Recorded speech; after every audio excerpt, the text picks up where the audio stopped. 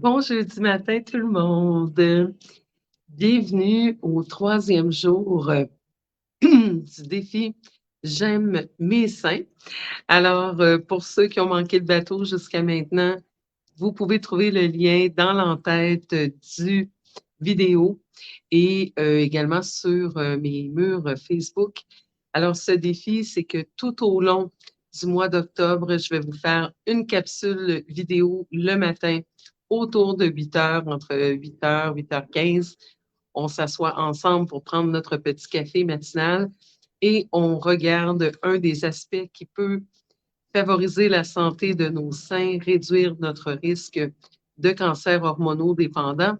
Et vous savez, comme l'organisme, ce n'est pas compartimenté. Très souvent, ce qui est bon pour nos seins, c'est bon pour nos hormones en général et c'est bon pour notre santé en général. Alors, je vous fais une petite capsule vidéo et je vous envoie, pardon, encore un peu grippée, même si j'ai fini mes impôts. Je vais dire c'est quoi le rapport, c'est que ça a été très stressant, cette histoire avec Revenu Québec. Donc, je vous envoie un courriel à tous les 2-3 jours qui récapitule les journées précédentes avec le lien pour la vidéo. Les vidéos sont toutes aussi partagées sur ma chaîne YouTube, éventuellement sur mes autres chaînes, mais pour le moment, on s'installe sur YouTube. Et vous avez aussi la petite la petite image que je vous concocte avec le truc du jour et un code PMID qui est en réalité la référence clinique de ce dont je vous parle. Alors, la première journée, on a parlé de l'importance des vitamines du groupe B pour supporter la détoxification, en réalité qu'on appelle le métabolisme des estrogènes, que ça s'excrète de manière sécuritaire et sainement de notre corps. On a besoin des vitamines du groupe B dans une forme particulière qu'on appelle la forme bioactive et je vous ai donné un exemple également. La deuxième journée, hier, on a parlé de l'importance de réduire l'alcool parce qu'on croit souvent à tort que l'alcool, particulièrement le vin rouge, a un effet protecteur sur notre santé grâce au polyphénol, plus particulièrement le resveratrol qui est contenu dans les raisins. Mais malheureusement, même si c'est vrai que le resveratrol a des propriétés antioxydantes, l'ennui, c'est que l'alcool compétitionne pour les mêmes vitamines B pour son excrétion de notre organisme via notre foie dans la phase 2, dont on a parlé plus abondamment hier et avant-hier. Eh bien, plus on consomme d'alcool, plus on augmente notre risque de cancer du sein.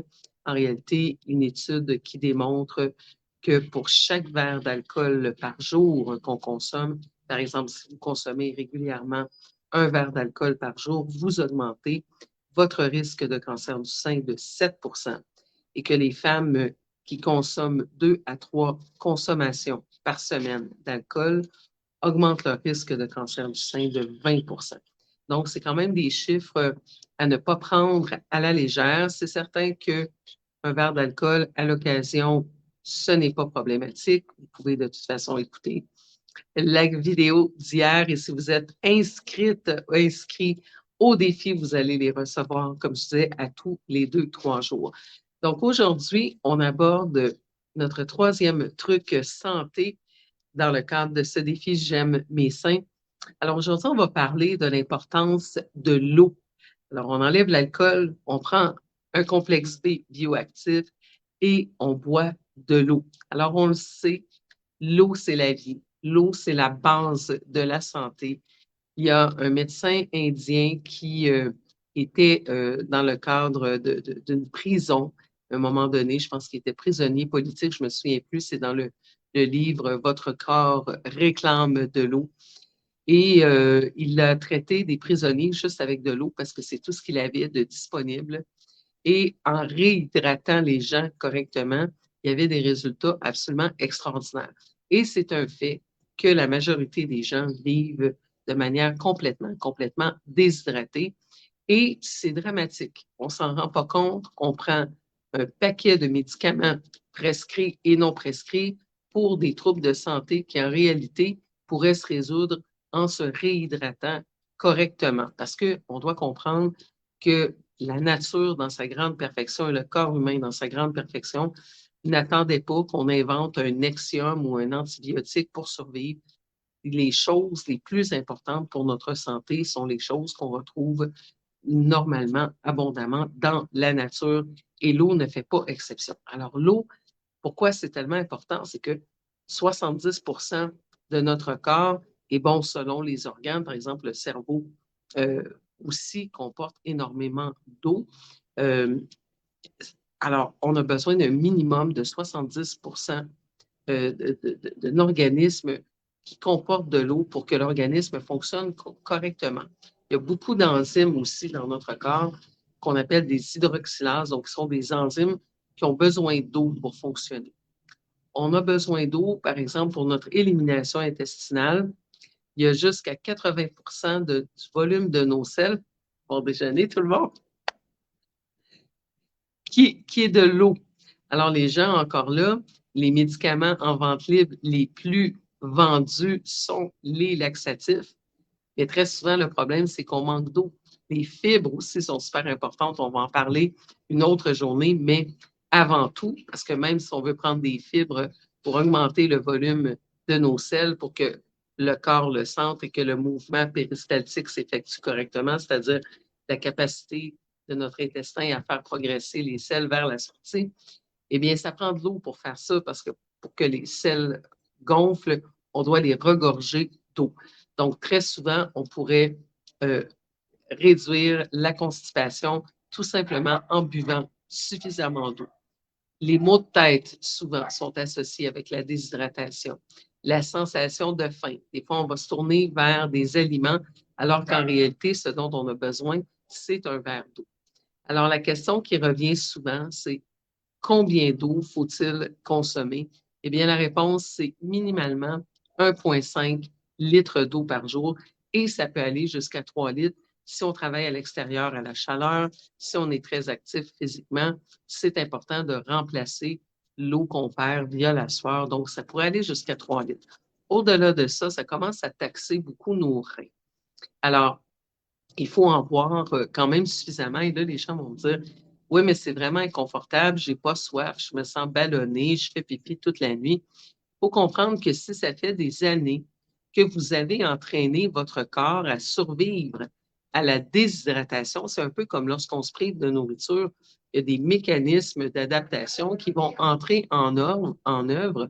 Et à ce moment-là, ce que le corps va faire, c'est qu'il va se mettre à retenir son eau histoire de ne pas être autant déshydraté. Alors, lorsque vous commencez à boire de l'eau, c'est sûr que vous allez avoir cette sensation de ballonnement parce que le corps retient l'eau en ne sachant pas que vous allez maintenant lui en donner.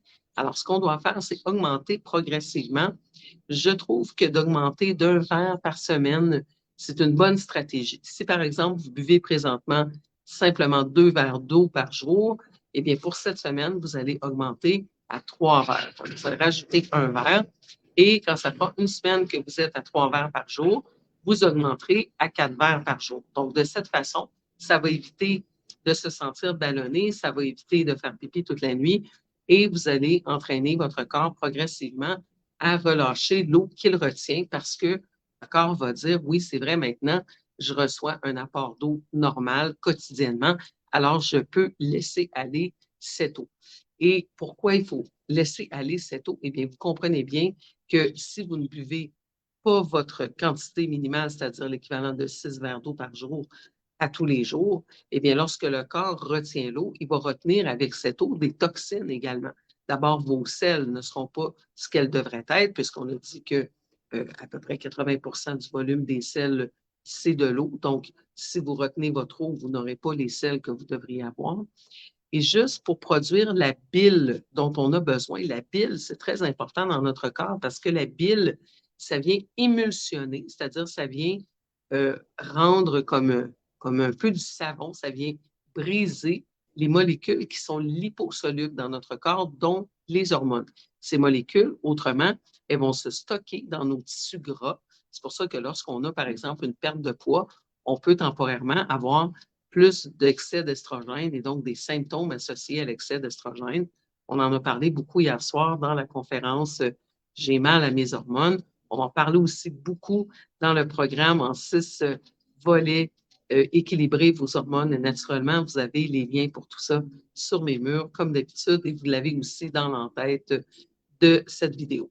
Alors, on a donc des hormones qui sont liposolubles, qui doivent être excrétées de notre organisme à tous les jours. Les estrogènes, par exemple, sont excrétés via nos menstruations, si on est encore menstrué. Et ça, c'est juste une semaine par mois. Le reste du temps, les estrogènes doivent être excrétés soit du côté de nos selles, soit du côté de nos urines.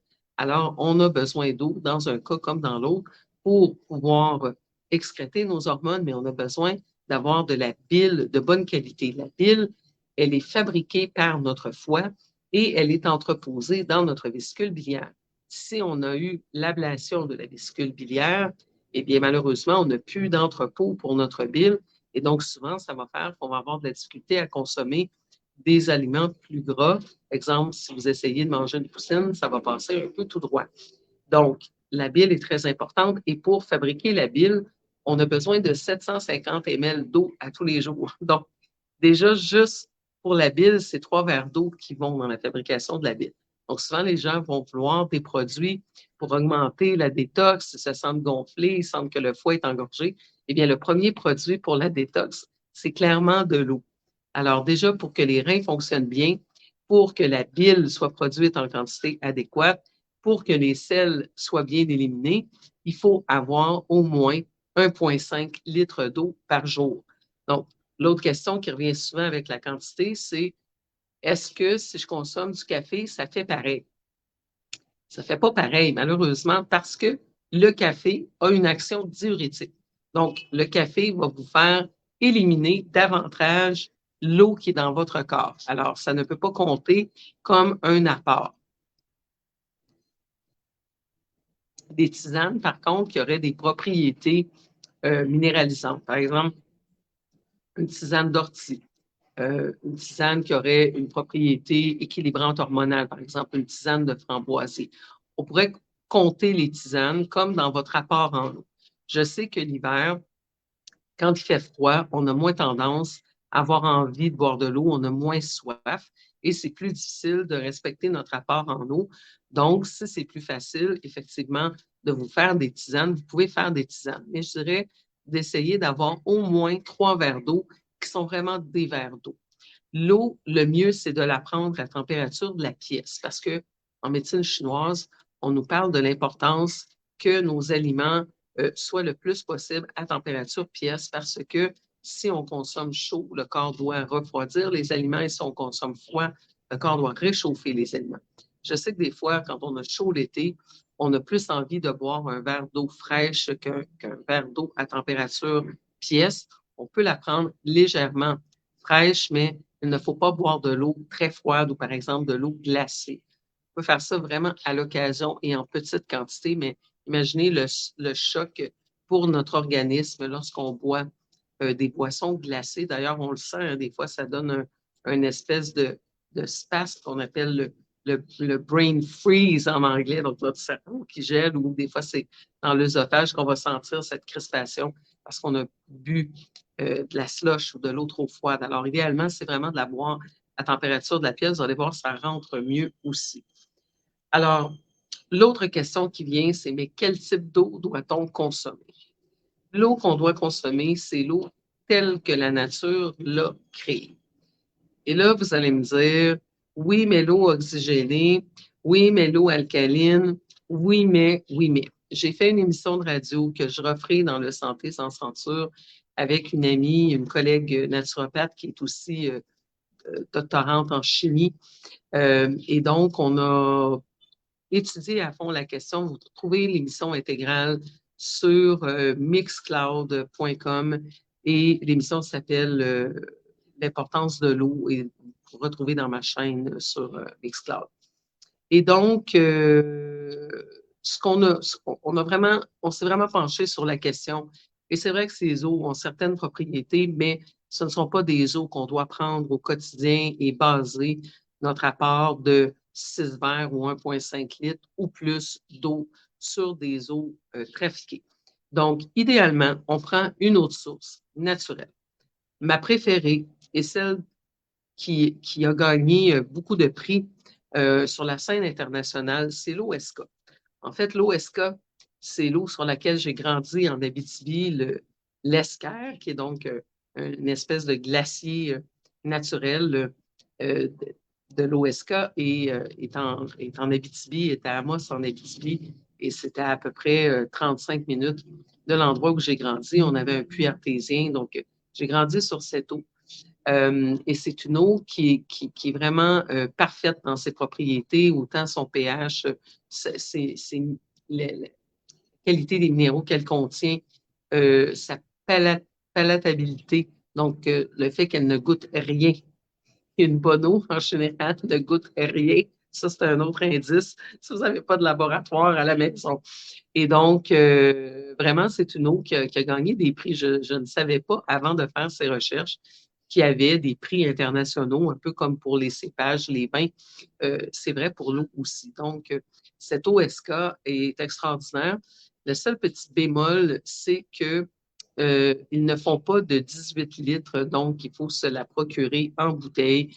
Oui, c'est des bouteilles qui respectent des normes environnementales et tout ça, bravo, mais ça reste des bouteilles et 1,5 litre d'eau par jour, ça fait 365 bouteilles par an. Éventuellement, c'est drôle parce que comme je parle régulièrement de cette eau dans différentes émissions, les miennes, quand j'étais à la radio, tout ça, il y a un homme un jour qui m'a contacté, j'oublie son nom, ça doit faire plus d'1 an. Et il était, je crois, le gendre des actionnaires prioritaires, là, parce qu'ils sont plus qu'un propriétaire, si j'ai bien compris, dans l'OSK. Et je lui ai demandé, j'ai dit, mais pourquoi? Parce qu'ils ont fait sur une très courte période de temps le 18 litres. Et après, je n'arrivais plus à le trouver, le 18 litres, qui est la grosse bouteille qu'on utilise pour les distributrices d'eau. Et il m'a dit non, ça a été, en tout cas, ça n'a pas fonctionné pour X raison. Et il n'allait plus le faire. Et je leur ai proposé d'être ambassadrice, rien de moins, pour l'OSK. Et ça non plus n'a pas fonctionné.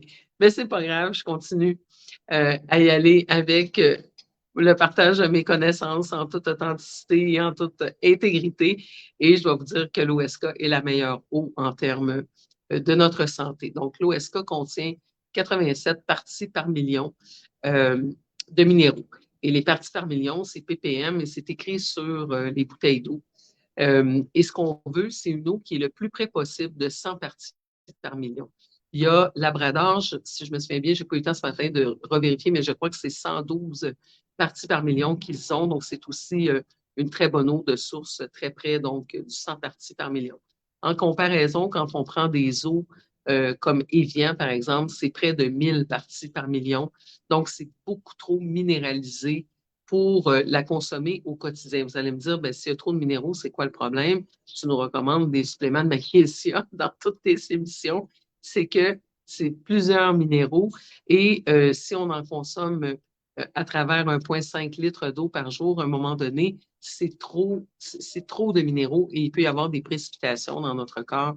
Et donc, au quotidien, ce qu'on doit prendre, c'est des eaux plus près de 100 parties par million. Alors là, je sais qu'il y a des gens qui vont me dire, oui, mais ça coûte cher, oui, mais l'environnement, on peut-tu acheter des filtres? Oui, on peut acheter des filtres. On peut acheter des filtres, mais les filtres, ça demande un entretien. Donc, c'est important que si vous prenez des filtres, comme par exemple le Brita, de changer régulièrement votre filtre aux dates que le filtre est dû. Et vous ne pouvez pas prendre n'importe quel Brita parce que parmi les choses qu'on doit vérifier dans les filtres à eau ou les appareils à eau, d'abord les parties par million, on ne veut pas des eaux qui soient déminéralisées. Alors, l'eau, par exemple, distillée est une eau déminéralisée. L'eau par osmose inversée est une eau déminéralisée. Lorsqu'on enlève les minéraux de l'eau va vouloir se rééquilibrer et ce qu'elle va faire, c'est qu'elle va voler nos minéraux de notre corps pour se restabiliser. Et donc, ces eaux vont avoir un effet déminéralisant. Et c'est très réel parce que dans ma pratique, j'ai rencontré régulièrement des gens qui souffraient d'ostéoporose et c'était à l'époque que je n'avais pas un questionnaire de 17 pages et parfois je omettais de demander aux gens quel type d'eau ils consommaient. Et presque invariablement, les gens consommaient de l'eau distillée. Donc, faire très attention. L'eau distillée, on s'en sert si on a besoin de préparer un remède comme une fleur de bac. On s'en sert dans des contextes très précis, préparer des biberons ou des choses comme ça, mais pas pour boire au quotidien. Ensuite, dans les filtres, faire attention aussi parce que des eaux qu'on déminéralise et dans lesquelles on réinsère des minéraux via des espèces de cartouches de minéraux. Et ces eaux, très souvent, sont douces, c'est-à-dire qu'elles sont trop minéralisées. Alors, c'est le même problème qu'avec les eaux qui contiennent trop de parties par million. Et ça, on va le voir. Moi, j'ai eu à ma clinique à l'époque le filtre Santé Via, le gros le filtre. Et puis, j'avais des dépôts calcaires, des dépôts de minéraux dans mes verres que je n'arrivais plus à enlever.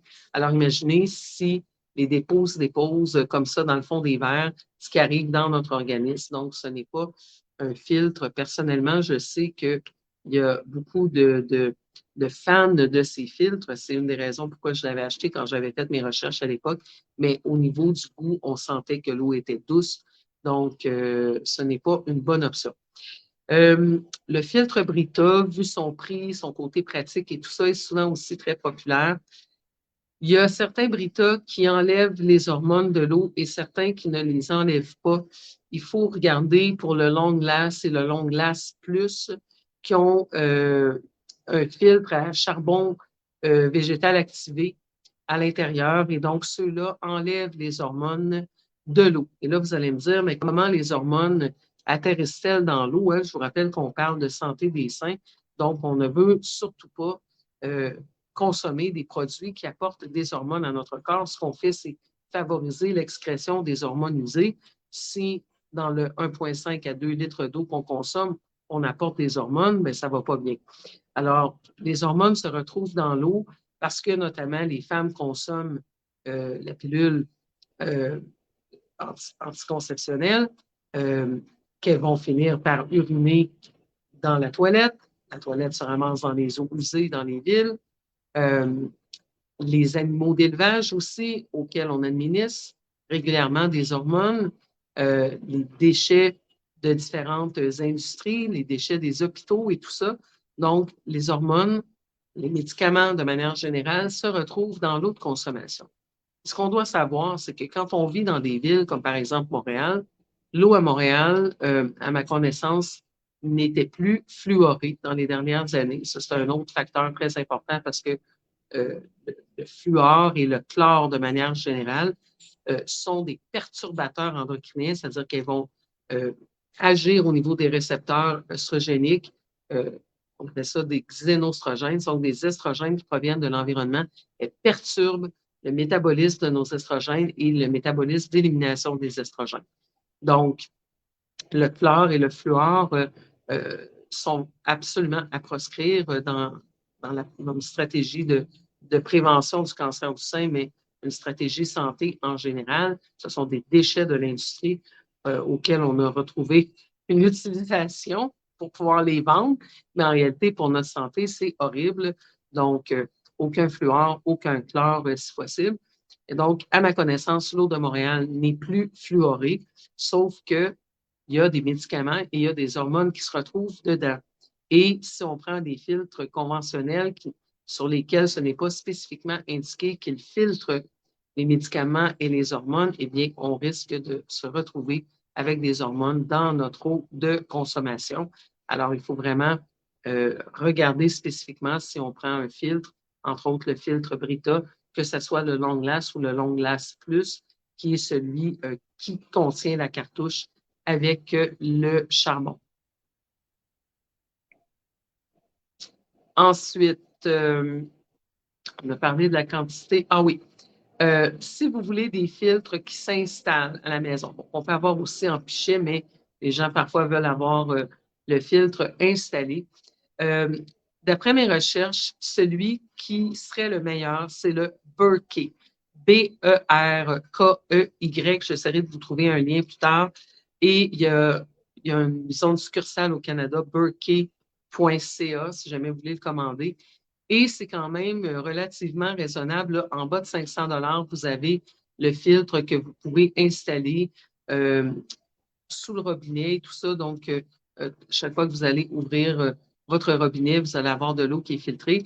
Le seul hic, c'est que je n'ai pas goûté. J'espérais, quand j'allais être au Québec, goûter l'eau de quelqu'un qui avait le fameux filtre Berkey, parce que j'en ai parlé dans d'autres événements et des gens m'ont dit oui, j'ai ce filtre et je l'adore. Donc, j'imagine que la palatabilité, encore une fois, de l'eau est correcte parce que les gens l'aiment beaucoup. Mais donc, en termes de critères, il respecte vraiment tous les critères. Donc, ça serait pour moi le filtre Berkey. Si vous voulez utiliser un filtre. Sinon, ben, si vous avez une distributrice d'eau, ça serait à ce moment-là l'eau Labrador ou une analogue qui serait une eau de source, donc une eau qui n'a pas été transformée, qui contient naturellement ces minéraux dans un ordre d'environ 100 parties par million. J'ai l'impression d'oublier quelque chose. On a parlé des hormones qui se retrouvent dans l'eau, de la quantité, de quel type d'eau. Bon, si ça me revient plus tard, je la mettrai sur la petite note que je vais aller vous fabriquer, la petite note colorée avec une petite référence dessus, comme je l'ai fait hier et avant-hier. Alors, ça conclut notre point pour aujourd'hui, notre petit truc numéro 3 pour la santé des seins. Donc, il y aura des journées où je devrais le faire en double, étant donné qu'on a commencé le lundi. Donc, on a commencé avec du retard dans le mois d'octobre. On est le 5 octobre et on n'a que 3 trucs de fait. Donc, je m'assurerai qu'on en ait effectivement 31 à la fin du mois. Donc, il y aura des journées où j'en ferai en double. Mais pour aujourd'hui, ça conclut notre point numéro 3. Donc, vous avez le lien en haut pour vous inscrire, pour recevoir l'infolette. L'infolette a le lien pour chacune des capsules et la petite capsule que je vous prépare en Canva, donc avec le logiciel Canva que j'aime beaucoup. Ça fait travailler ma créativité, les belles couleurs et tout ça. Donc, c'est ça. Et je vous invite aussi à vous inscrire à ce programme Équilibrer vos hormones naturellement. C'est un programme en 6 modules qui aura lieu à tous les 2 samedis matins à partir du 14 octobre. Donc, le matin, on s'installe ensemble avec notre café, notre petit déjeuner et on va couvrir tous les aspects importants de la santé des seins. Mais évidemment, on va aller beaucoup plus loin que dans les capsules. C'est un bon point de départ, les capsules. Mais ce qu'on va faire, c'est aussi du coaching. Donc, je vais vous donner de la théorie, mais on va parler de nos cas. On va parler de comment faire pour tester efficacement nos hormones. On va bien décortiquer notre cycle hormonal, l'alimentation et les hormones, les suppléments et les hormones, le stress et les hormones, le métabolisme de nos hormones, donc comment ça fonctionne dans le foie et tout ça. Et finalement, le mode de vie, on va mettre toutes ces informations ensemble pour se créer un mode de vie équilibrant de nos hormones pour donc reprendre le contrôle sur notre vie hormonale et notre vie émotionnelle. Si vous avez assisté hier à J'ai mal à mes hormones, vous savez que les hormones ont un impact direct sur nos neurotransmetteurs et nos humeurs. Donc, on va passer 12 semaines ensemble, 6 samedis matins à tous les 2 samedis matins. Et ça va conclure l'année 2023. Et donc, en 2024, on va avoir un programme de santé digestive, d'alimentation et on va reprendre évidemment le défi détox. Pour les gens qui l'ont fait l'an passé, c'est à donation volontaire cette année parce que vous revenez faire le défi. Pour les nouveaux, ça sera encore à prix populaire. Les informations vont suivre sous peu. Mais pour l'instant, on focus sur ce programme de santé hormonale. C'est un petit groupe, j'accepte seulement 20 femmes dans le groupe afin qu'on ait le temps de partager nos expériences, que je puisse coacher chaque femme de manière à peu près individuelle, même si on est en groupe. Donc, ça reste un petit groupe intime et vous avez les enregistrements et vous avez les documents et c'est disponible après ça tout le temps. Alors, vous pouvez vous y remettre. Vous pouvez très bien faire le programme et venir faire quelques consultations en privé avec moi, histoire d'adapter en réalité toutes ces informations à votre situation spécifique. Et en parlant de consultation, je vous rappelle que j'offre toujours des consultations en individuel. Vous m'écrivez info@naturopathe.ca pour prendre rendez-vous. Très important d'intituler votre courriel consultation parce que je reçois des centaines de courriels à tous les jours et je fais une recherche sur le mot consultation lorsque j'ai des disponibilités. J'en ai dans les prochaines semaines, aucun problème. Et ça vous permet à ce moment-là de liquider vos balances d'assurance pour l'année 2023. J'émets toujours des reçus de consultation naturopathique. D'ailleurs, si vous vous inscrivez au programme Équilibrer vos hormones naturellement, je vous donne un reçu d'une valeur de 100 pour pouvoir le réclamer à vos assurances. Donc, s'il vous reste des balances d'assurance pour la naturopathie, habituellement, les assureurs couvrent 80 de mes honoraires. Alors, c'est un bon moyen d'encourager ma production de contenu, de m'aider à gagner ma vie correctement et de profiter de vos assurances en réalité. Alors là-dessus, gang, je vous laisse aller à votre jeudi et on va se retrouver demain matin, 8h, 8h15 pour le truc numéro 4. Et donc, j'enverrai probablement samedi ou dimanche un autre courriel. J'en ai envoyé un hier soir avec les 2 premiers trucs. J'avais déjà 75 inscrites. Il y en a une qui s'appelle Christine qui s'est inscrite entre 2 heures du matin et maintenant, parce que ce matin, j'ai 76. Donc, Christine n'a pas reçu son infolette, mais va la recevoir dans le prochain groupe. Alors, c'est bien parce que je vais rajouter en bas de chacun des courriels, là, je vais le faire par tronçon peut-être de 10 pour pas que ça soit trop long. Et vous allez avoir comme ça 3 courriels avec chacune des capsules vidéo et les petites notes en Canva. Donc, à la fin, vous aurez 31 liens de vidéos et les Canva. Donc, j'en ferai probablement un produit à vendre en entier, mais vous avez l'opportunité de l'avoir gratuitement dans le cadre du défi parce que d'abord, je me suis lancé le défi de faire 31 capsules dans un mois. Ça me demande beaucoup de régularité parce que je ne suis pas naturellement une lève-tôt, mais je voulais le faire parce que je veux réinstaurer cette discipline de vie avec le gym et puis la capsule vidéo le matin et tout ça. Et puis, donc, ça fera un autre produit dont je pourrais vous faire bénéficier. Et donc, la santé des seins, c'est pour moi très important, la santé hormonale en particulier. Donc, je me suis lancée et je vous lance comme ça ce défi de vous informer sur ce qu'on doit faire pour favoriser la santé de nos seins. Alors, bon jeudi tout le monde, bon mois d'octobre, si c'est la première fois qu'on se retrouve en ce début de mois et restez en santé, faites ce qu'il faut, c'est ce qu'on fait 80 du temps qui compte et une grande partie de notre santé, c'est ce qu'on appelle notre intégration sociale, donc nos relations avec les gens autour de nous. Faites un câlin à la personne qui se trouve à côté de vous s'il y a quelqu'un en chair et en os. Sinon, vous avez peut-être un animal de compagnie. Prenez le temps de l'apprécier et on reste en santé. Bonne journée.